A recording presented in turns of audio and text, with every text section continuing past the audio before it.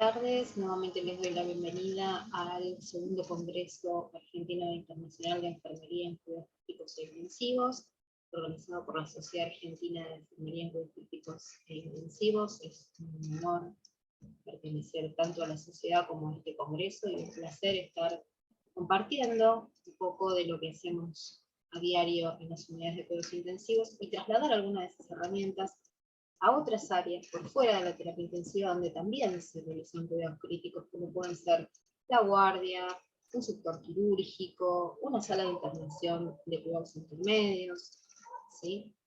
Y también algunas herramientas que le pueden servir a quienes están iniciándose en este hermoso camino que es el cuidado crítico pediátrico, o simplemente sienten curiosidad o necesitan herramientas para valorar inicialmente este tipo de pacientes en unidades de triage, en unidades de guardia o departamento de emergencia de adultos, a donde muchas veces acuden pacientes pediátricos. Así que sean todos bienvenidos a esta charla que va a tener que ver con algunas herramientas básicas sencillas de detección, tratamiento, intervenciones y posibles definiciones de pronóstico del shock en la edad pediátrica.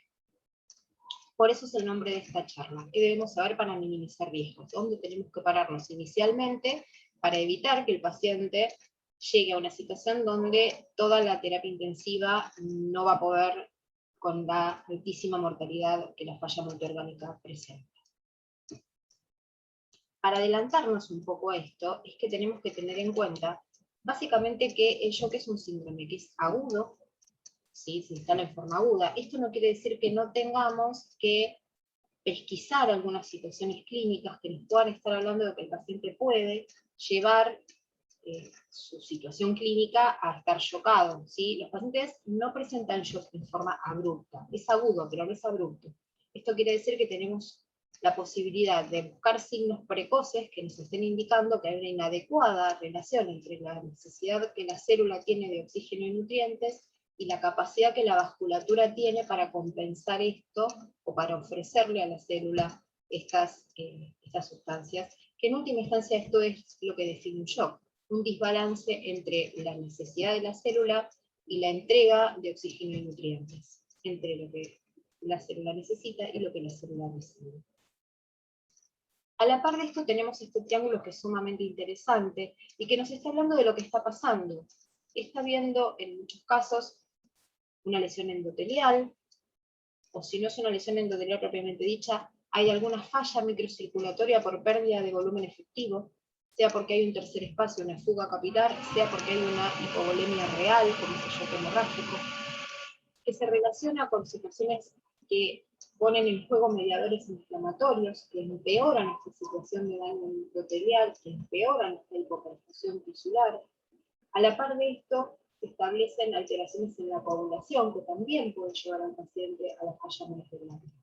Es decir, que es como mirar al paciente desde varios lugares al mismo tiempo, siempre teniendo en cuenta que no necesitamos grandes herramientas tecnológicas para adelantarnos a esta situación. ¿Por qué? Básicamente, porque el diagnóstico de shock es clínico.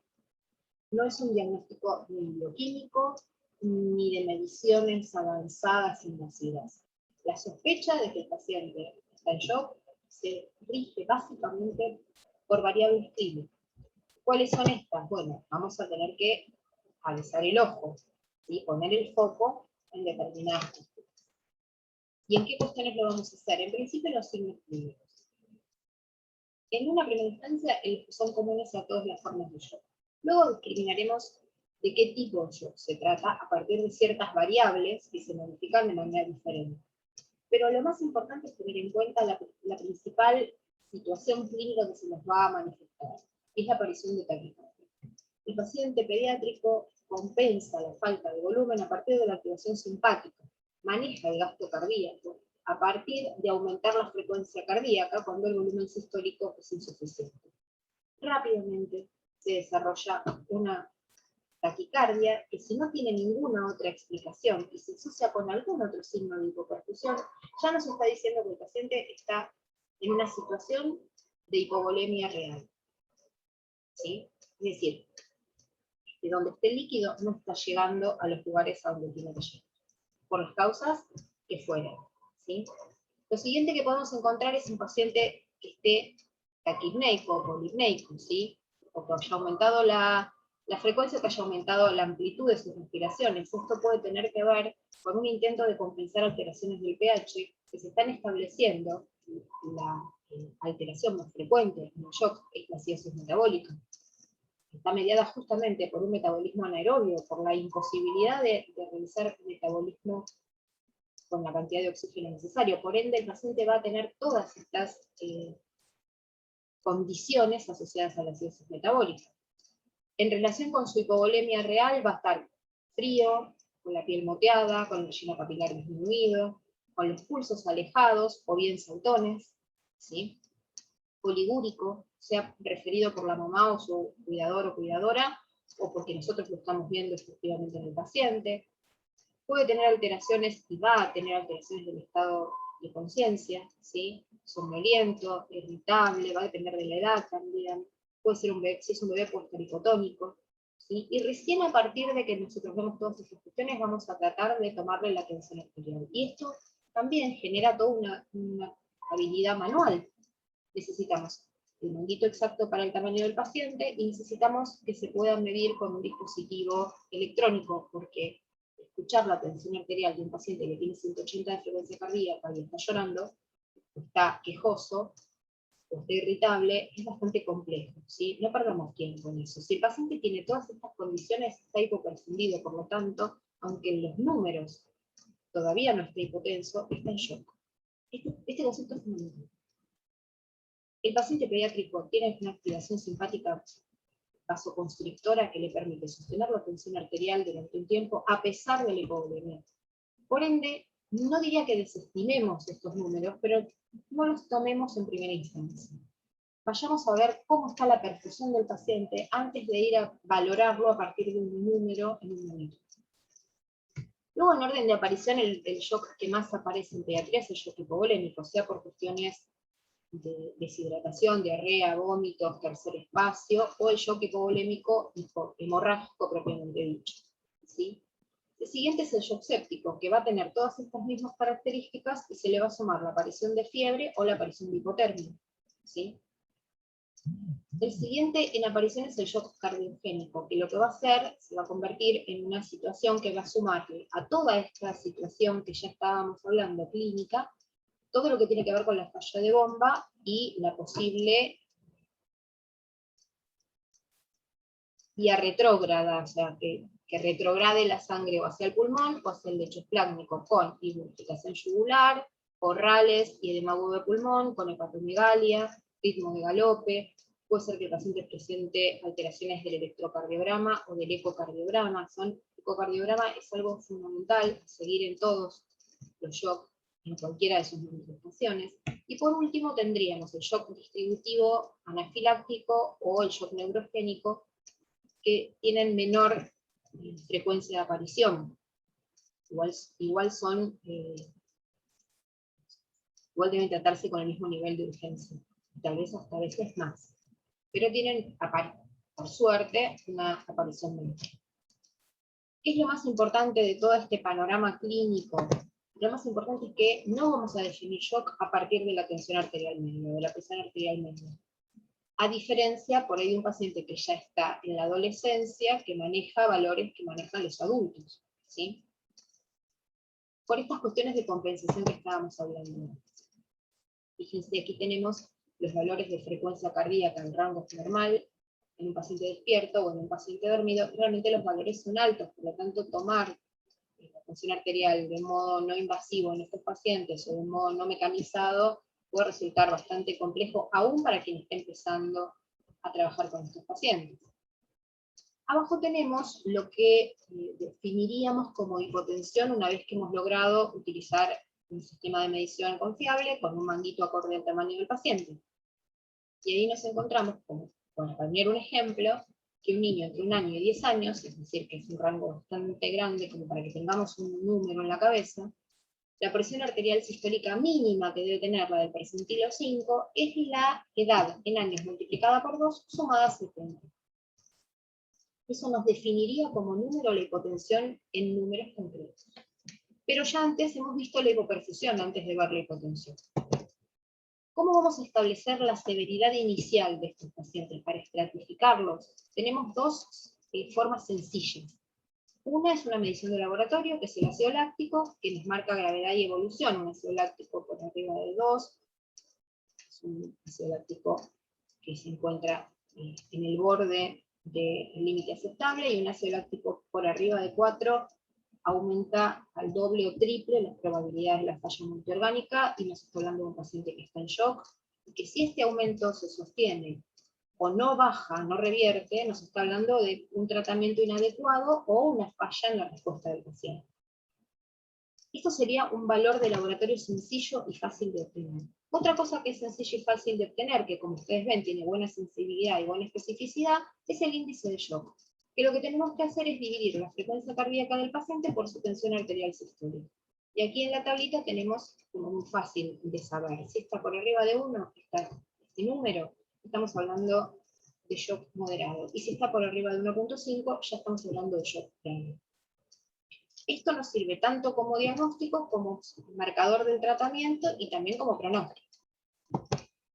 Esto que ustedes están viendo chiquitito en esta diapositiva, que ahora lo vamos a hablar un poquito más en detalle, es el algoritmo de tratamiento. Es decir, que todo esto ya lo sabemos. Sabemos qué es lo que tenemos que hacer con estos pacientes. El punto es que tenemos que hacerlo todo y rápido, porque aquí el tiempo es tejido. Cuanto más rápido actuemos para optimizar la perfusión, menos riesgo tenemos de que este paciente avance la falla multiorgánica y la muerte. ¿Qué vamos a hacer en el minuto 0? La valoración clínica. Es decir, vamos a ir a buscar todos estos indicadores. Siguiente cuestión que vamos a hacer mientras estamos valorando a este paciente es aportar oxígeno a alto flujo. Máscara con reservorio, máscara de Venturi. Si se trata de un lactante muy chiquitito y no tenemos otra cosa, cánula nasal, recordando que la cánula nasal en el paciente lactante muy pequeño puede actuar también con un flujo mucho mayor. ¿Sí?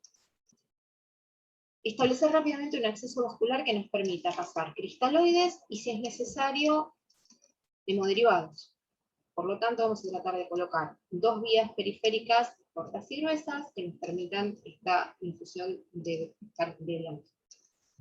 soluciones, y probablemente la necesidad de infundir también drogas. Si este paciente está en shock descompensado, está en paro o está extremadamente estuporoso, no debemos demorar la colocación de un acceso vascular periférico. Directamente vamos a intentar colocar un acceso intraóseo que nos va a permitir infundir cristaloides, infundir sangre entera, tomar muestras de laboratorio, infundir antibióticos. Es decir, que estamos frente a una vía segura, nos va a permitir colocar un goteo de vasopresores en la primera fase. En este momento, mientras estamos haciendo la valoración y colocando oxígeno, colocando una vía confiable, vamos a distinguir si el paciente se encuentra en shock frío o en shock caliente en función de estos parámetros hemodinámicos sencillos: llenado capilar, pulsos periféricos, extremidades y la presión de pulso. ¿Sí? Para distinguir al paciente que está todo en menos o al paciente que está en apariencia, mucho que pareciera que está mucho mejor, porque está con un llenado capilar aceptable, con pulsos periféricos amplios, con las extremidades calientes. Vamos a buscar el pulso saltón en este paciente también. ¿Qué vamos a hacer entre el minuto 5 y el minuto 15? Vamos a iniciar la infusión de cristaloides. ¿Qué cristaloides? Solución fisiológica de inicio, ¿sí? ¿A cuánto? 20 mililitros por kilo. ¿Qué tan rápido? En expansión. Rápido, ¿sí? ¿Por qué? Porque lo que vamos a querer es que rápidamente fluya volumen al intravascular. ¿Cuándo vamos a evaluar al paciente? Ante cada expansión a 20 mililitros por kilo. ¿Qué vamos a buscar? ¿Qué es lo que vamos a evaluar? Que el paciente comience a orinar, tenga diuresis, por lo tanto tenga una respuesta positiva a esta expansión. No necesariamente en la primera, ¿sí? Esto va a depender del déficit que el paciente tenga. ¿Qué es lo que nos va a guiar que nos estamos pasando de líquido? Cuando hemos hecho más o menos unas 3 expansiones en este paciente, digo, estamos hablando de números latinos, ¿no? Y este paciente empieza a presentar signos de congestión pulmonar o hepática, o sea, edema agudo de pulmón o congestión hepática, conductitis yugular y hepatomegalia. Vamos a ocultar al paciente y vamos a ir a buscar estos signos.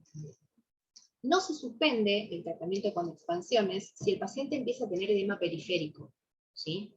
Solo si vamos a encontrar que ese corazón no es capaz de bombear esa cantidad de volumen que estamos influyendo. En estos 5 a 15 minutos está indicado, además, si lo que sospechamos es que se trata de un shock séptico, que este paciente tenga sus cultivos realizados y la infusión de sus primeros antibióticos. Porque hacer cultivos e infundir los antibióticos en la primera hora de detección del shock, al igual que realizar una correcta resucitación con fluidos, se ha demostrado que baja la mortalidad. En este momento que hemos sacado sangre para los cultivos, hemos mandado al laboratorio, también corregimos la glucemia de este paciente y una posible hipocalemia, o sea, cualquier alteración, inclusive cualquier otra alteración electrolítica, que pueda estar presente en este caso. En esta etapa también, si el paciente no responde adecuadamente, es el momento de tener todo preparado para realizar intubación endotraqueal si es necesario e iniciar la infusión de inotrópicos por vía periférica o por vía intraósea, dado que colocar una vía central en este momento no es una prioridad, lleva tiempo, personal avesado, preparación del paciente.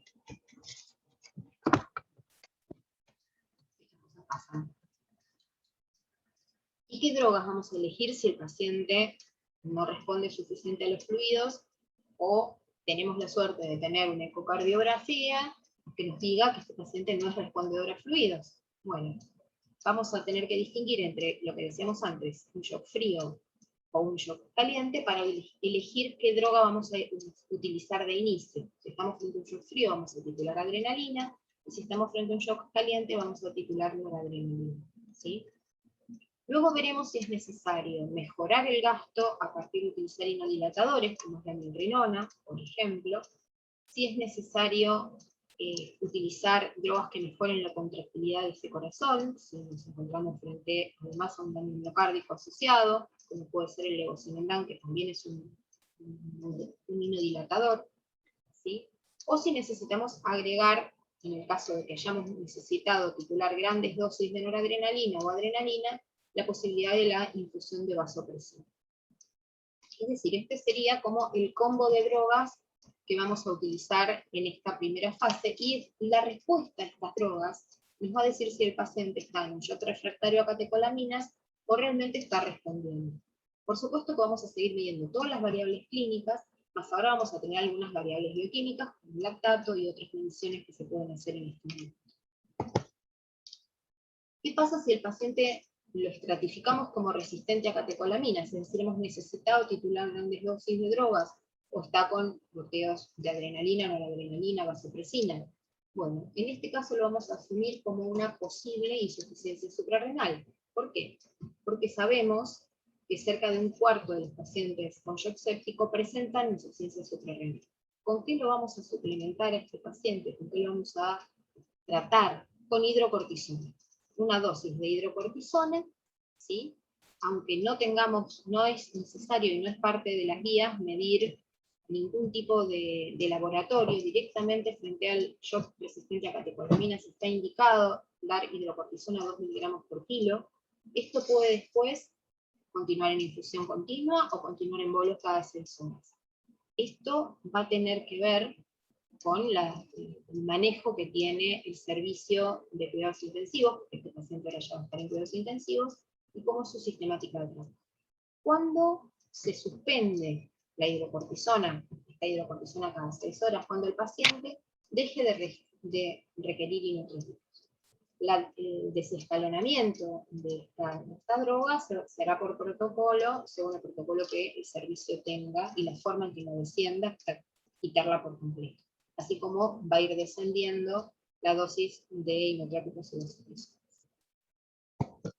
¿Cuáles son los objetivos terapéuticos en esta primera fase del minuto 0 a la primera hora? ¿Sí? Bueno, como lo dijimos, sostener rápidamente un acceso vascular, intravenoso o intraóseo, iniciar rápidamente fluidoterapia con cristaloides, ¿sí? Hacer rápidamente cultivos y antes de la primera hora que el paciente reciba antibióticos de amplio espectro, que luego serán desescalonados a través de los cultivos, ¿sí? Y el uso apropiado de inotrópicos por vía periférica a las ilusiones recomendadas, ¿sí? Y por una vía confiable. ¿Cuál va a ser el paquete de mantenimiento o el bundle de mantenimiento que se va a dar ya en una unidad de cuidados críticos? Ya no se va a quedar el paciente en el shock room ni en una sala. Bueno, desde el punto de vista clínico, relleno capilar menor a 2 segundos, esto quiere decir optimizar la perfusión distal. una presión de perfusión adecuada, ¿sí? La presión de perfusión viene de relacionar la presión arterial media con la PVC. Asterisco aparte en relación con la PVC, nos da muy buena información cuando está baja, pero es una medición que se hace con un catéter intratorácico en un paciente que seguramente en este momento va a estar en ventilación mecánica, o en ventilación mecánica invasiva o no invasiva, pero con presión positiva en el tórax. Por lo tanto, hay que tomar con cierta precaución los valores de PVC que sean altos o normales en situaciones clínicas en las que el paciente aparenta estar hipovolémico. O sea, nos está diciendo clínicamente que está hipovolémico, pero la PVC nos parece normal. Tomar con cautela esas mediciones. Ahora, cuando la PVC es baja, el paciente siempre está hipovolémico. Como vamos a tener un catéter central, podemos medir saturación venosa mixta y vamos a tratar de llevarla a utilizar al paciente para que el paciente llegue a una saturación venosa cercana al 70% o más. ¿Sí? Esto nos va a medir la relación entre extracción y oferta. Y si podemos medir el gasto cardíaco de este paciente de forma invasiva, que el índice cardíaco de este paciente se encuentre entre 3.3 y 6 litros por minuto por metro cuadrado. Es una medición que ya implica otro tipo de aparatología que no en todas las unidades de cuidados intensivos pediátricos hay, ni sirve específicamente para todos los pacientes. ¿Cuáles van a ser nuestras metas en este momento en relación con este paciente? Bueno, disminuir ese índice de shock, llevarlo a la normalidad, disminuir la demanda de oxígeno. Para esto es posible que el paciente necesite que disminuyamos toda su actividad metabólica. Esto implica ventilación mecánica, utilizar anabolización, que esté en sedación profunda, ¿sí? Bajar la fiebre si el paciente está hipertérmico, calentarlo si el paciente está hipotérmico, ¿sí? En función de que disminuya el consumo metabólico de oxígeno. Aumentar la perfusión distal, esto será a través de las sucesivas expansiones y el uso de las drogas vasoactivas. Mejorar a partir de esto el compromiso del estado de conciencia, porque vamos a mejorar la perfusión cerebral. Obtener un ritmo diurético de 1 mililitro kilo hora o más, esto va a depender de la cantidad de volumen que le estamos infundiendo al paciente también. Valorar la llegada o la tendencia hacia la normalidad del pH y la normotermia del paciente, ¿sí? Disminuir el lactato, o lograr al menos que no siga aumentando en las primeras horas, que se estanque y tienda hacia la disminución. Mejorar la saturación venosa. Y por supuesto hay otros indicadores bioquímicos que nos pueden ayudar también, que también nos van guiando el tratamiento. Pero estos serían como los comunes a la mayoría de las situaciones en las cuales podemos abordar este tipo de pacientes. ¿Cuál es la meta, el objetivo final de todo esto? El paciente viene con una deuda de oxígeno y nosotros queremos revertirla o que al menos no empeore. Porque esta deuda de oxígeno es hipoxemia, y la hipoxemia en los pacientes es la responsable de la falla multiorgánica. Entonces, ¿vamos a bajar el consumo? Sí, vamos a poner al paciente en ventilación mecánica, sedación de emergencia, evitamos que el paciente se enfríe o que el paciente tenga fiebre, disminuimos el esfuerzo respiratorio. Recuerden que la taquipnea era un signo precoz que iba a manifestar el paciente, o sea, vamos a frenar esta taquipnea que consume oxígeno. Y luego vamos a evaluar si es necesario optimizar este transporte de oxígeno a partir de transfundir o no al paciente en función de los valores de hemoglobina. Cuando decimos que un shock es refractario al tratamiento, en este caso al tratamiento con fluidos, al tratamiento con catecolaminas y al reemplazo con hidrocortisona. Bueno, en este caso, si este paciente aún necesita que se le titulen grandes dosis de vasopresores y no mejoran sus valores, en este caso la última escalada que tenemos en el algoritmo es colocar al paciente en oxigenación por membrana extracorpórea y hacer una terapia de reemplazo renal lento, como es la hemofiltración venovenosa continua. De estos dos temas no me voy a explayar porque tengo muy poco tiempo y esta charla tiene que ver con justamente herramientas básicas de pesquisa y de mantenimiento del paciente en shock o de tratamiento del paciente en shock. Van a tener, por supuesto, especialistas en estos temas dando interesantísimas conferencias. Aquí nos encontramos con un paciente en shock séptico con profusión alta de vasopresores, en terapia de reemplazo renal continuo, ¿sí? En hemodiafiltración venosa continua, en ventilación mecánica, con medición de la presión intraabdominal, ¿sí? Con unidad de calentamiento, porque el paciente estaba en hipotermia. Es decir, que son pacientes extremadamente, cuando se chocan y tienen shock refractario, son extremadamente lábiles y con muy alta mortalidad. Entonces, todos los esfuerzos están dados en los primeros minutos en los cuales detectamos el shock, con la posibilidad de que el paciente llegue al shock. Si nosotros actuamos rápidamente, los trabajos demuestran que esa mortalidad disminuye. El paciente no llega a la falla multiorgánica, porque una vez que llega a la falla multiorgánica, la mortalidad es cercana al 90%.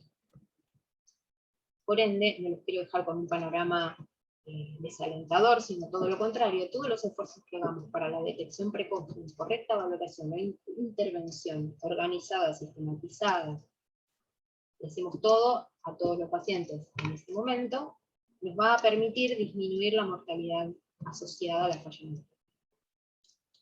Nuevamente les doy las gracias y les dejo un panorama mucho más agradable, que es el campus de la Universidad Nacional de Lanús, que es donde desarrollo parte de mi actividad, y les vuelvo a agradecer nuevamente por su tiempo y por haberme escuchado. Les dejo un saludo cariñoso a todos.